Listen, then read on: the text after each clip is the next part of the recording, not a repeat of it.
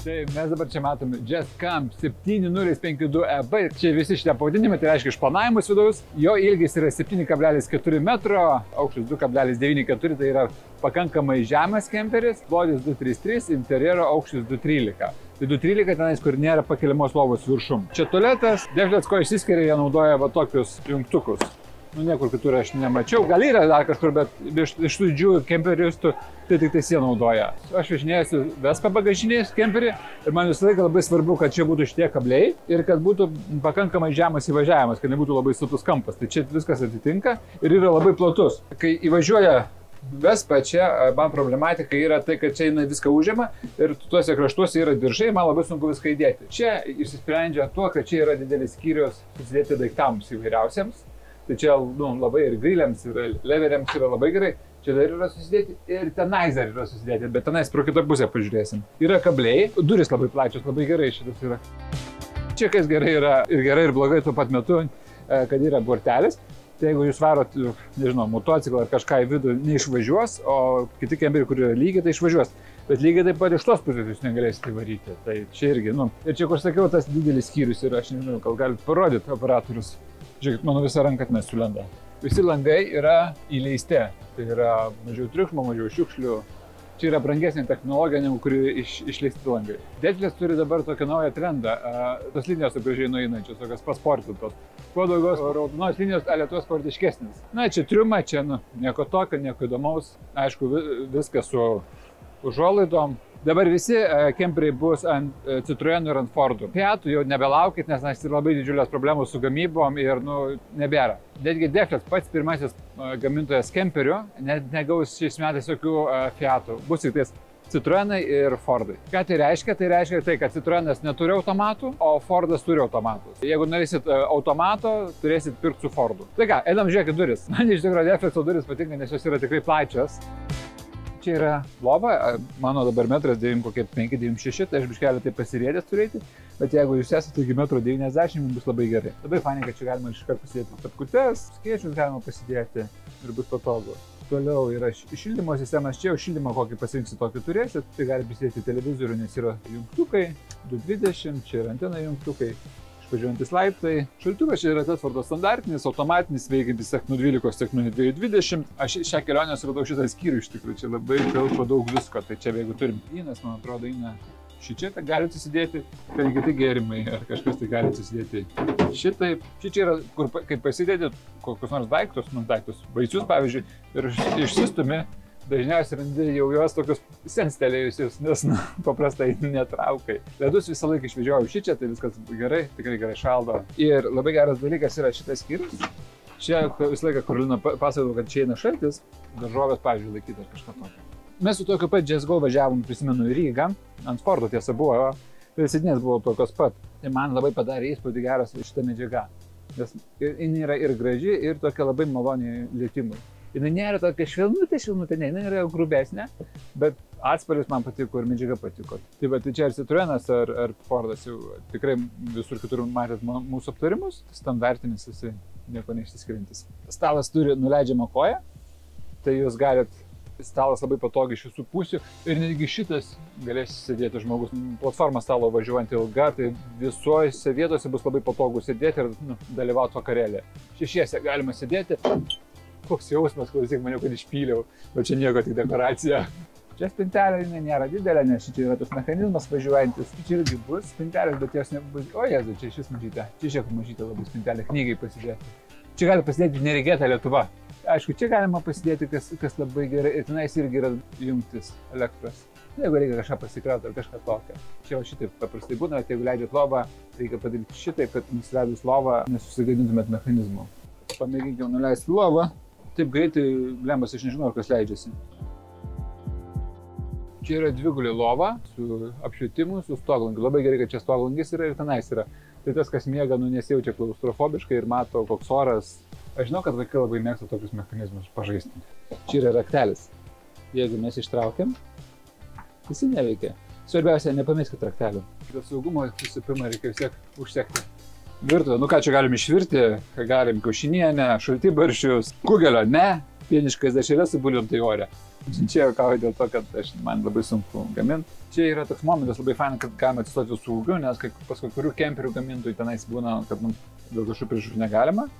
Ir čia jau plaunam, kepam. Supjaustimo vieta iš tikrųjų yra, čia galim pasimti lentelę ir pjaustyti, bet čia yra kemperis, čia nereikia tikėtis kažkokių tai didelių erdvių, bet viskas gerai. Toliau mes čia turim labai daug jungčių, 2x220, čia dar apšvietimas reguliuojasi. Tiesa, kai jūs verdat, kepat, būtinai atsidarykit šitą langą, nes eina CO2 ir prasiventiliuos ir bus geriau šitai. Aišku, jeigu žiema, tai jau bus kitaip. Spintelės.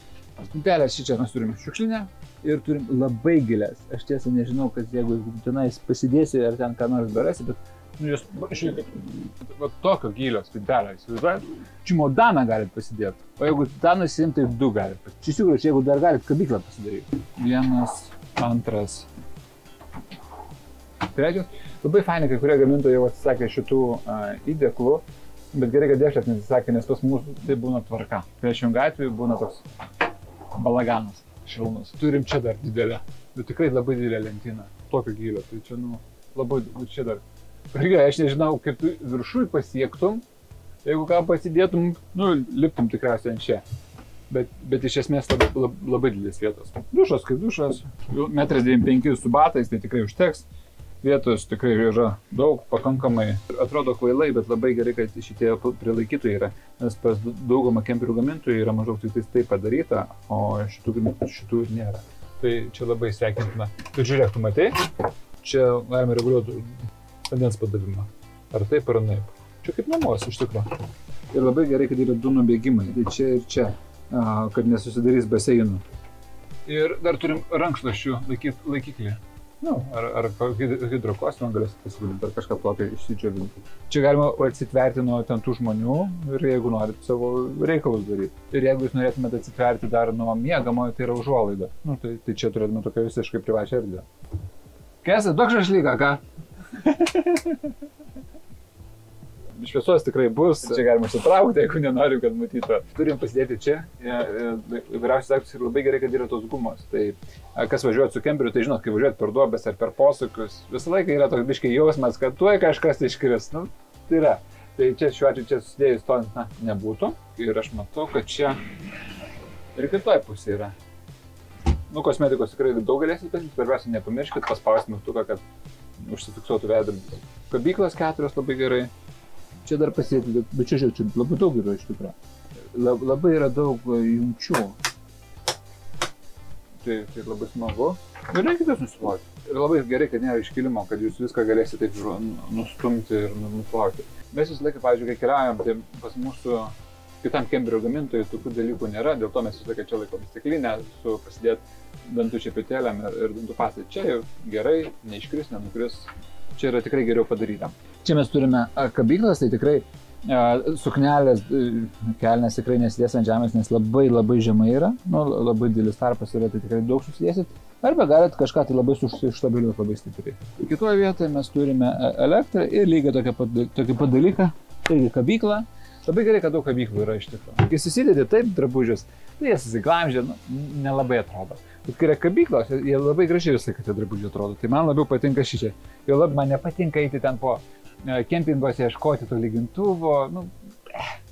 Čia paprasčiau. Laipteliai neatsidaro, čia nėra stalčių.